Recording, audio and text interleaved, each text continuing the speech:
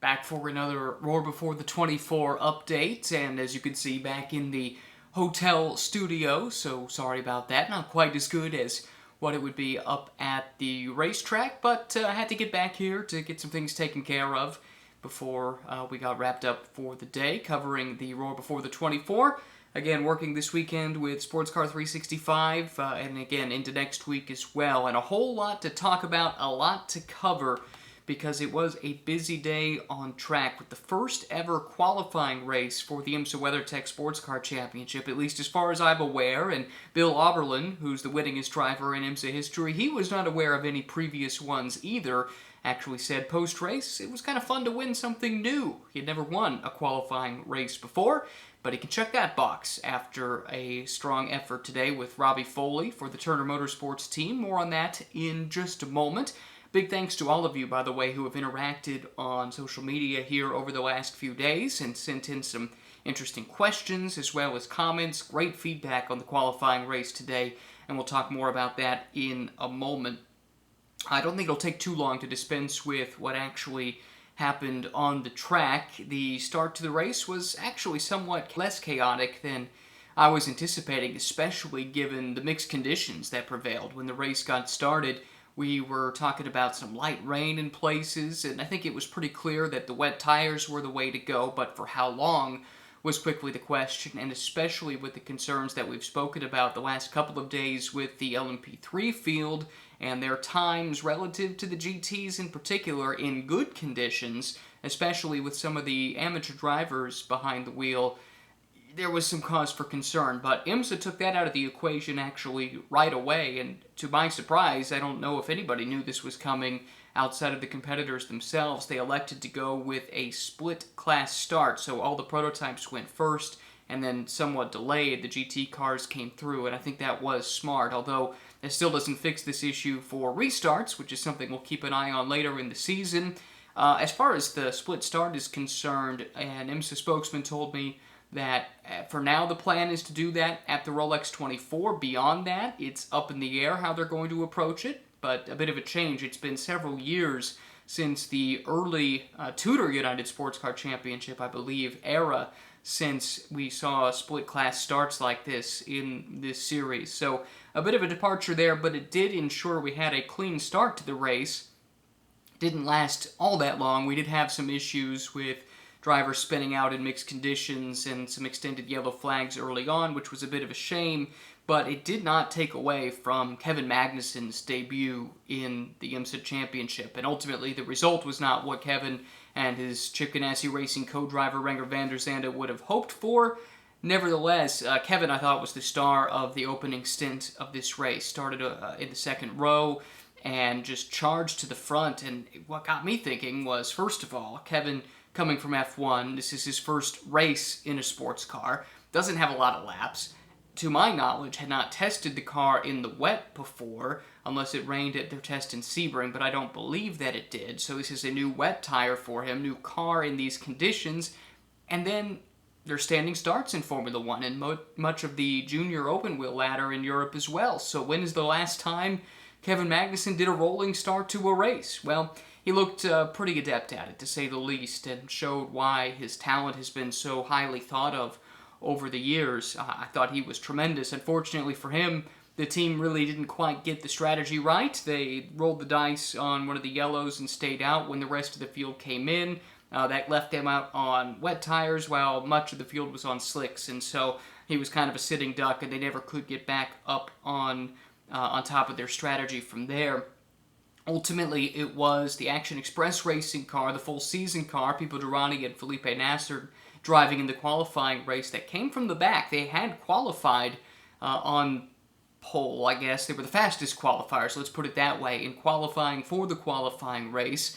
But after I recorded yesterday, the news came out that they lost that position due to a technical infringement. The car came in just a little bit underweight, and that cost them a little bit in terms of starting position, but really didn't cost them in the result. They came charging through the field, Nasser in particular, with some really bold moves to make his way up and put together a nice run. And they will be starting the Rolex 24 from pole position by virtue of this win. They also now are the points leaders in the WeatherTech Championship because this qualifying race paid qualifying points, which is a little bit different in a year where so much is different as far as the point structure is concerned. So more on that in just a moment.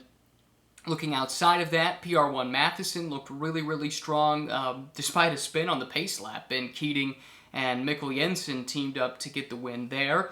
I thought there was a really good battle, actually, for the lead in LMP2, and it might have been some of the best racing in the entire race between that PR1 Matheson car and the Chetelaar Racing Dallara, which is making its IMSA debut, at least as a pure Dallara with the Gibson engine. The Dallara is the base of the Cadillac DPI, but we've never seen the just straight-up Dallara racing in IMSA before, and it's looking really, really good here. I theorized that it might be the low-drag nature of the car, that it's kind of what it's always been known for. Maybe doesn't handle the best, but does go awfully fast, and after the race, Mikkel Jensen, who was racing head-to-head with it for the entirety of his stint almost, did acknowledge that Dallara is incredibly fast in a straight line, so something to keep an eye on. They have been very impressive here.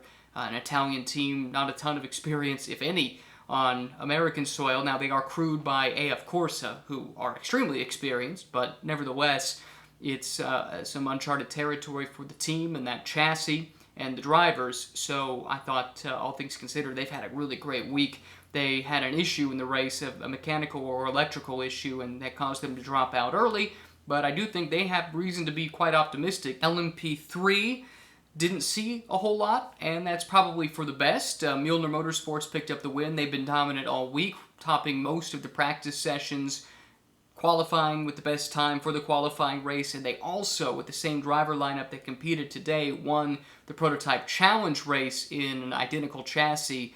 So they really have their heads wrapped around this, it would seem. GTLM was all about the Corvettes, and interestingly, the two debut drivers for Corvette Racing, Alexander Sims and Nick Tandy, picked up the win in a 1-2 finish for the Corvette team.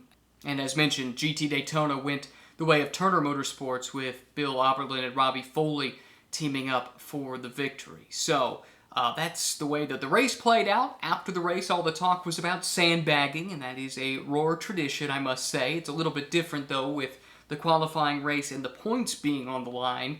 That was the real push here from IMSA to try and prevent sandbagging, but it did not at least stop the accusations of sandbagging, primarily from Felipe Nasser, who came in and did his post-race press conference, and right out of the gate did not mince his words. He was quite outspoken, thinking and alleging that the Acura teams and the Mazda team were not showing their true pace. He came to the defense of all the Cadillac teams, and to his credit, I guess, you can say that all of the Cadillac teams have been there at the top of the time charts in every single session. Now, they ended up losing the pole for the qualifying race after the penalty, and it went to Mazda, but even still, there have been Cadillacs at the top, it seems like, every single day, every single session. This doesn't come as a surprise. As we've talked about, the Cadillac has won every single 24 Hours of Daytona since the DPI platform was adopted. So that's 4 of them in a row,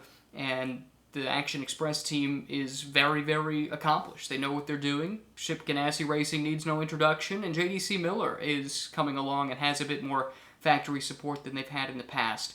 So all of this to say, they clearly seem to be showing what they are capable of.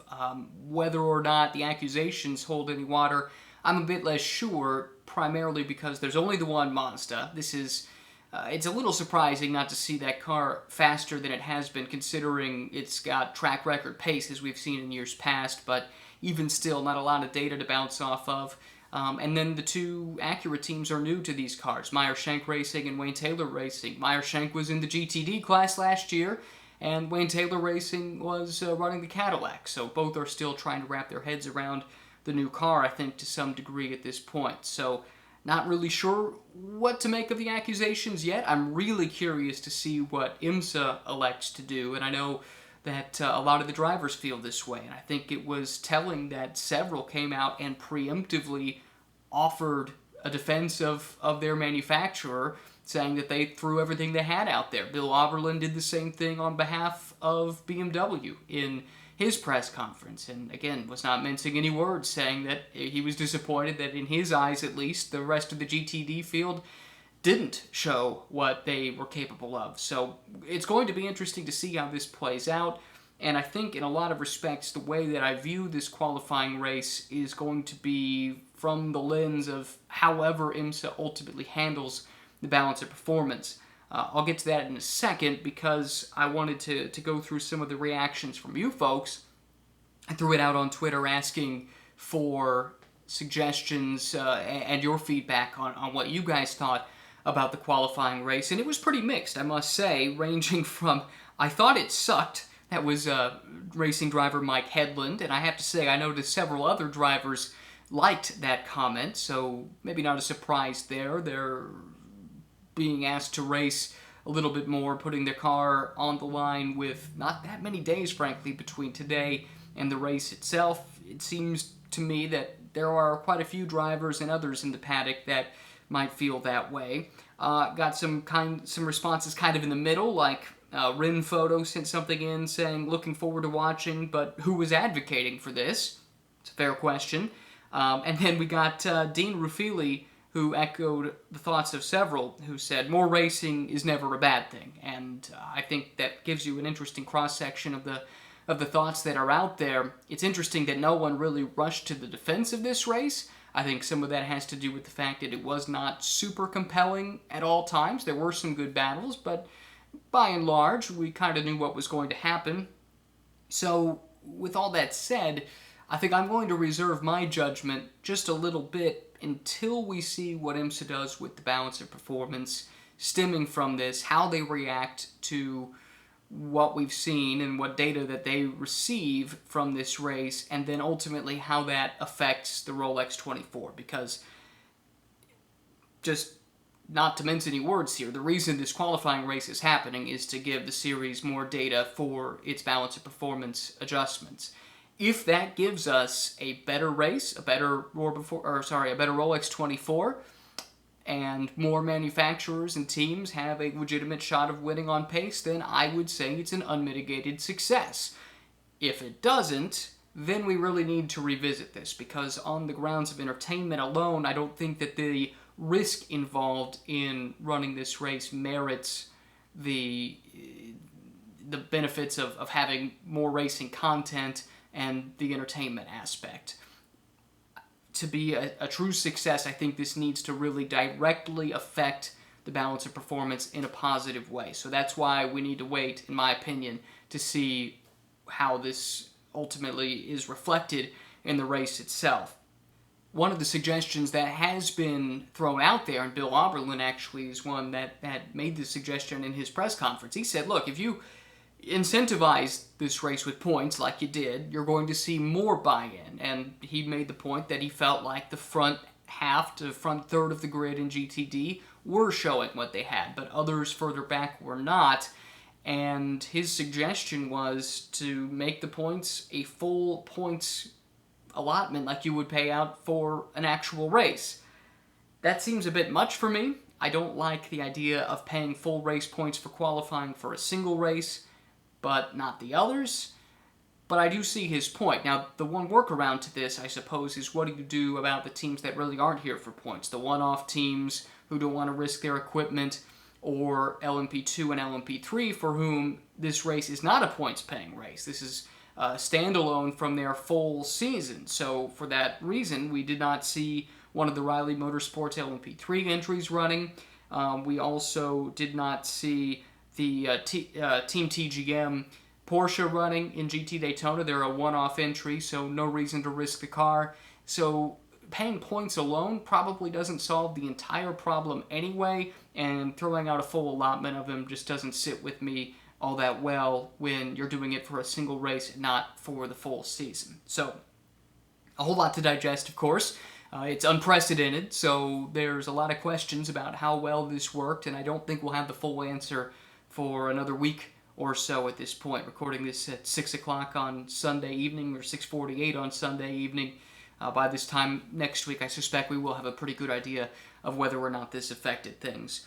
Good news is there weren't a ton of torn up race cars. There were some incidents, but nothing super major, nothing that's going to affect these teams in trying to get them prepared for the race. So all of that said, it was an interesting day. It was something we haven't seen before, and you always enjoy taking in something that's unprecedented, and it gave us fodder, things to talk about on the show for sure.